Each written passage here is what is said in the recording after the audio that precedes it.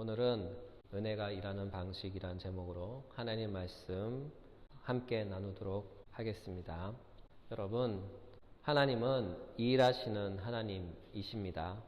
그래서 지금도 살아 계셔서 일하십니다. 하나님께서 일하시는 일터가 어디일까요?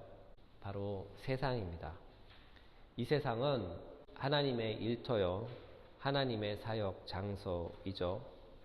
그렇다면 하나님께서는 어떻게 일하실까요? 고린도전서 14장 33절에는 이렇게 쓰여 있네요. 하나님은 무질서의 하나님이 아니시오 오직 화평의 하나님이시라. 그렇죠? 하나님은 무질서의 하나님이 아니랍니다. 하나님은 화평의 하나님이라고 강조합니다.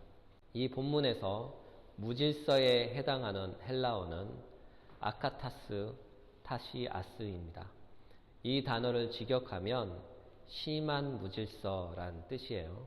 반면에 화평에 해당하는 헬라어는 에이레네스인데요.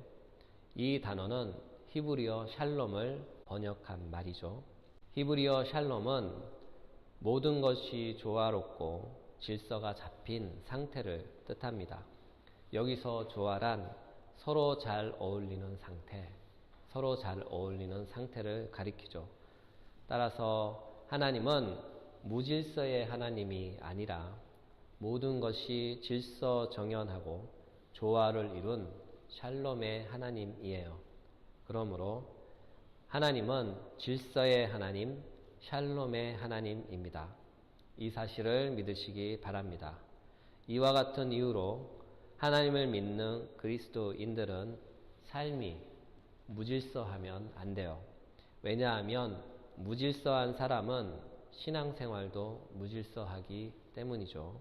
예를 들면 가끔 신앙에 열심이 있다는 집사님들 중에 몇몇 분들은 신앙에 열심이 좀 가하여 교회 생활에 심취한 나머지 집은 안 돌보며 오직 교회에만 매달려 사는 사람들이 있죠. 여러분, 이런 신앙생활은 건강한 신앙생활이 아니죠. 신앙은 균형이 중요합니다. 신앙생활이 열심인 만큼 가정생활도 열심이어야 하죠. 봉사 많이 하는 사람은 말씀 많이 들어야 하고 말씀 많이 듣는 사람은 봉사 많이 해야 합니다. 또 기도 많이 하는 사람은 성경 많이 읽어야 해요. 성경 많이 읽는 사람은 기도 많이 해야 합니다. 그렇죠? 신앙생활은 머리는 차갑게 가슴은 뜨겁게 하는 것이에요. 어느 한쪽으로 너무 기울어지는 것은 건강한 것이 아니죠. 따라서 질서 잡힌 사람은 균형 잡힌 사람입니다. 그러므로 우리는 무질서한 사람이 되지 말고 질서의 사람, 균형 잡힌 사람이 되시길 예수님의 이름으로 축복합니다. 또한 그리스도인의 삶은 조화로움을 이루어야 해요. 한마디로 어딜 가더라도 어느 곳에 갖다 놓더라도 잘 어울리는 사람이 되어야 하죠. 만약 예수 믿는 그리스도인이라고 하면서 그 사람이 가는 곳마다 서로 잘 어울리지 못하고 불협화음만 발생한다면 그 사람의 신앙생활은 건강하지 못한 것이에요. 따라서 그리스도인들은 삶의 질서가 잘 잡힌 사람이 되어야 하며 어떤 장소, 어떤 사람과 만나도 서로 잘 어울릴 줄 아는 조화로운 사람, 샬롬의 사람이 되어야 합니다. 여기에 모인 우리 모두는 하나님의 자녀로서 예수 믿는 그리스도인으로서 삶이 바르게 질서 잡힌 동시에 어디에 있든지 서로 잘 어울리는 그리스도인들이 되시길 예수님의 이름으로 축복합니다. 우리가 잠깐 말씀을 살펴봤듯이 하나님은 질서를 기뻐하시고 조화로움을 좋아하세요. 그래서 하나님께서는 세상을 창조하실 때 질서 있게 조화롭게 창조하셨죠. 그렇죠? 창세기를 바라보십시오. 첫째 날, 둘째 날, 셋째 날에는 앞으로 창조될 피조물이 살아갈 공간을 창조하시고 넷째 날, 다섯째 날, 여섯째 날에는 그 빈 공간에 하나씩 하나씩 순서대로 채워 가시잖아요. 그렇죠? 그리고 그것이 그대로 될 때마다 하나님은 그것을 보고 좋았더라 라고 말씀하셨죠. 따라서 질서와 조화는 하나님 보시기에 기쁨이며 좋은 것이에요. 하나님은 이것을 선이라고 부릅니다. 그렇다면 이와 관련하여 죄란 무엇일까요? 하나님이 질서 있게 조화롭게 창조한 세상을 깨뜨려 무질서하게 조화롭지 못한 상태가 되게 하는 것, 그것이 바로 죄인 것이죠. 이와 같은 죄의 상태에서는 절대로 참된 샬롬이 없는 것이에요. 다시 말해서 참 평화가 없죠. 그래서 하나님은 죄로 인해 질서가 깨진 무질서한 세상에, 또는 죄로 인해 조화로움이 깨져 조화롭지 못한 세상에 하나님의 은혜를 보내셨어요. 하나님의 은혜는 이 세상에 나타나 무질서한 세상을 질서정연한 세상으로, 조화롭지 못한 세상을 조화로운 세상으로 다시 만들어 가셔요. 이것을 다른 말로 표현하면 재창조라고 부릅니다. 따라서 은혜가 일하시는 방식은 세상을 재창조하는 방식으로 일하셔요. 그러므로 은혜는 무질서한 세상을 질서정연한 세상으로, 조화롭지 못한 세상을 조화로운 세상으로 재창조하는 것이죠. 이것이 바로 은혜가 왕 노릇하는 방식입니다. 오늘 본문은 이렇게 말씀합니다. 로마서 5장 21절. 죄가 사망 안에서 왕 노릇한 것 같이 은혜도 또한 의로 말미암아 왕 노릇하여. 그렇죠. 본문의 왕 노릇에 해당하는 헬라어는 바실유오이에요. 바실유오는 다스림을 가리키는데 왕의 권위로 다스리는 것을 의미하죠. 다시 말해서 은혜는 왕이시며 왕으로서 다스립니다. 여기서 왕이란 말에 내포된 뜻은 왕의 세력이 미치는 특별한 영토가 있다는 것을 전제하고 있어요. 왜냐하면 역사상 존재했던 왕들은 그들의 영토를 갖고 있었고, 또한 그 영토 안에서 왕이 되어 왕으로서 통치했기 때문이죠. 따라서 은혜도 왕으로서 은혜의 권세가 미치는 영토를 갖고 있다는 그런 뜻이에요. 은혜의 영토는 바로 은혜의 왕국이죠. 은혜의 왕국은 은혜의 권세가 절대적으로 영향력을 행사하는 곳이에요. 그렇다면 은혜의 권세가 절대적으로 행사되어 그 영향력이 미치는 곳은 어디일까요? 그것은 바로 은혜의 통치가 시작된 바로 그 지점이에요. 그렇다면 은혜의 통치는 또한 언제 시작되었을까요?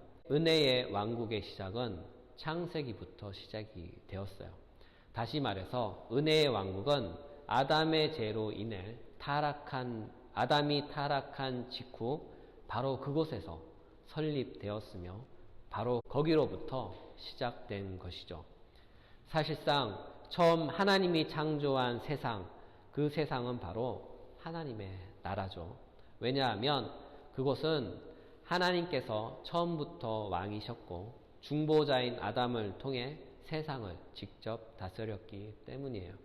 그래서 처음 그곳에는 죄가 없었고 인간은 하나님께서 만드신 선한 질서 안에서, 또한 하나님께서 만드신 아름다움 조화로움 안에서 세상의 모든 피조물과 질서를 통한 조화로움을 이루고 있었죠. 그러나 죄가 세상에 살며시 들어왔고 아담은 죄의 유혹을 받았으며 하나님의 나라는 아담의 타락으로 말미암아 모든 질서가, 모든 조화로움이 깨진 상태가 된 것이에요. 그때 하나님은 즉각적으로 개입하셔서 은혜의 왕국을 설립하셨어요. 그래서 죄로 인해 타락한 아담과 하와를 구원해 주신 것이죠. 창세기 3장 21절. 여호와 하나님이 아담과 그의 아내를 위하여 가죽옷을 지어 입히시니라. 하나님은 타락한 아담과 하와를 은혜로 구원해 주셨어요. 그리고 이들의 구원을 위해 죄 없는 한 동물이 무고한 피를 흘려야 했죠. 그리고 하나님께서는 무화과 잎으로 자신의 수치를 가리던 아담과 하와를 위해 무고한 피를 흘렸던 그 동물의 가죽으로 그들의 수치를 가려 주었어요. 개혁주의 안에서 몇몇 신학자들은 이 본문의 가죽옷이 예수님을 예표한다고 말합니다. 예표란 말은 예언을 미리 보여주는 표징이란 뜻이에요. 따라서 가죽옷은 장차 오실 예수 그리스도가 우리를 대신하여 자신의 무고한 피를 흘리심으로 그 피로 우리의 죄가 사함받고 예수 그리스도의 의를 전가받아 우리의 모든 죄가 가리움 받음으로 의롭게 되는 것을 미리 보여주는 표징인 것이죠. 그리고 하나님은 은혜의 왕국의 설립과 그 과정을 또한 은혜의 왕국의 최후 승리를 바로 그곳에서 선포하셨어요. 창세기 3장 14절부터 15절 여호와 하나님이 뱀에게 이르시되 내가 이렇게 하였으니 내가 모든 가축과 들의 모든 짐승보다 더욱 저주를 받아 배로 다니고 살아있는 흙을 먹으리라. 내가 너로 여자와 원수가 되게 하고 내 후손도 여자의 후손과 원수가 되게 하리니 여자의 후손은 내 머리를 상하게 할 것이며 너는 그의 발꿈치를 상하게 할 것이니라. 이 구절을 두고 많은 개혁주의 학자들은 원복음, 처음 복음이라고 부릅니다. 사실상 이 구절은 복음 그 자체죠. 한마디로 복음의 선포입니다. 세상은 아담의 타락으로 인해 급격한 변화를 겪어야 했고 죄의 왕국이 아담의 타락으로 말미암아 설립되었다면 은혜의 왕국 역시 아담의 타락으로 말미암아 설립된 것이죠. 그리고 이 두 왕국은 이 세상이 끝날 때까지 존재합니다. 또한 죄의 왕국은 은혜의 왕국을 세상 끝날까지 괴롭힐 것이나 은혜의 왕국은 수 없는 죄의 권세에 도발에도 불구하고 절대로 무너지지 않으며 마침내 죄의 권세를 밟아 결국은 승리한다는 내용이 선포된 것이에요. 이와 같은 사실로 인해 은혜의 왕국은 아담과 하와가 타락하자마자 그 즉시 설립되었으며 타락한 아담과 하와를 은혜가 구원하심으로써 은혜의 왕노릇이 본격적으로 시작된 것이에요.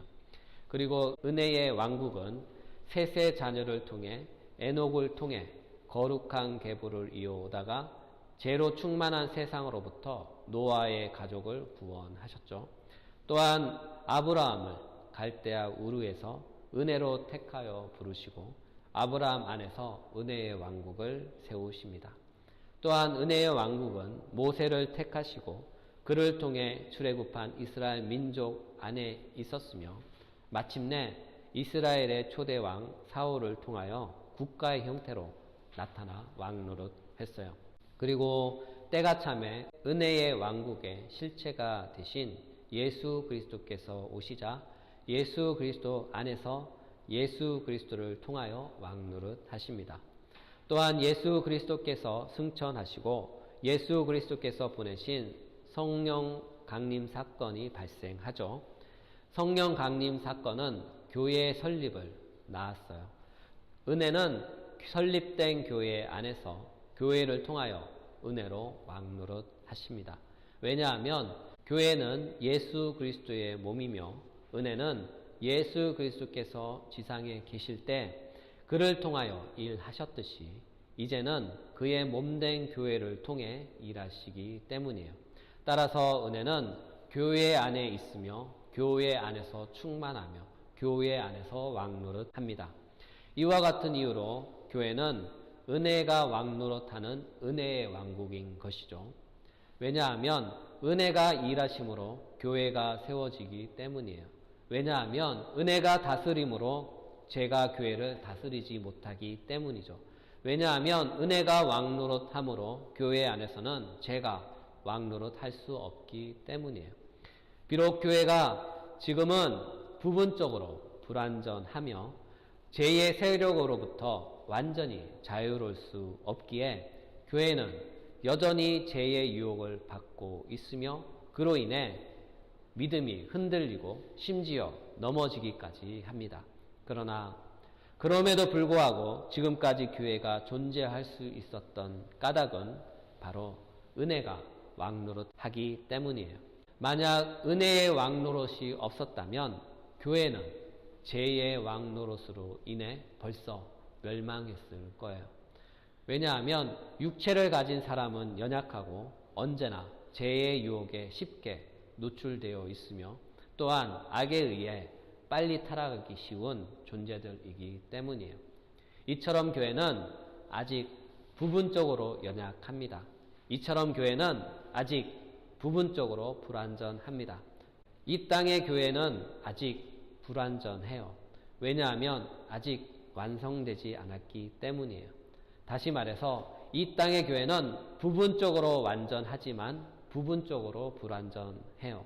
이와 같은 사실로 인하여 이 세상의 교회는 여전히 신음하고 있으며 이 세상의 교회는 여전히 아파하고 있으며 이 세상의 교회가 종종 세상으로부터 손가락질 당하여 개혁의 대상이라고 지적받는 것이에요. 그러나 교회는 하나의 소망이 있어요. 그것은 앞으로 이루어질 소망 때문이죠. 사도 바울은 이렇게 말씀합니다. 에베소서 5장 25절에서 27절.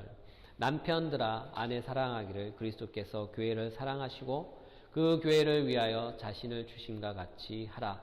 이는 곧 물로 씻어 말씀으로 깨끗하게 하사 거룩하게 하시고 자기 앞에 영광스러운 교회로 세우사 티나 주름 잡힌 것이나 이런 것들이 없이 거룩하고 흠이 없게 하려 하심이라. 교회의 소망은 미래의 어느 한날 흠도 없고 점도 없는 거룩하고 영광스러운 교회가 될 것입니다. 다시 말해서 교회가 완전해져서 다시는 불완전함으로 인해 고통하며 신음하는 일이 없고 또한 눈물 흘릴 일도 없을 것이기 때문이에요. 이와 같은 교회의 소망이 이루어지는 날 교회는 완전하고 선하고 순수하며 완벽한 교회가 되는 것이에요. 말씀을 정리하면 지금까지 나열한 모든 것은 은혜가 왕노릇하는 것이에요. 은혜의 왕노릇은 항상 초자연적인 방식으로 일했으며 죄의 왕노릇을 압도하는 힘으로 물리쳤고 모든 방해에도 불구하고 은혜는 세대를 왕노릇하며 구속의 행진을 이어왔어요. 우리는 이와 같은 위대한 은혜의 왕노릇 아래 있으며 지금도 은혜의 왕노릇의 지배를 받아요. 또한 은혜는 교회 안에서 더욱 풍성히 왕노릇합니다. 왜냐하면 교회는 은혜의 왕국이며 은혜가 전능한 능력으로 통치하며 은혜가 풍성히 흘러넘치는 곳이기 때문이에요. 은혜의 특징이 있다면 그것은 주는 데 있어요. 따라서 은혜는 주되 값없이 주며 은혜는 주되 항상 풍성히 줍니다. 우리가 만약 신령한 교회에 소속되어 있다면 이와 같은 은혜의 풍성함을 맛보게 될 것입니다. 여기에 계신 우리 모두는 교회 안에 흐르는 하나님의 풍성한 은혜를 꼭 맛보시는 주님의 귀한 종들이 되시길 예수님의 이름으로 축복합니다.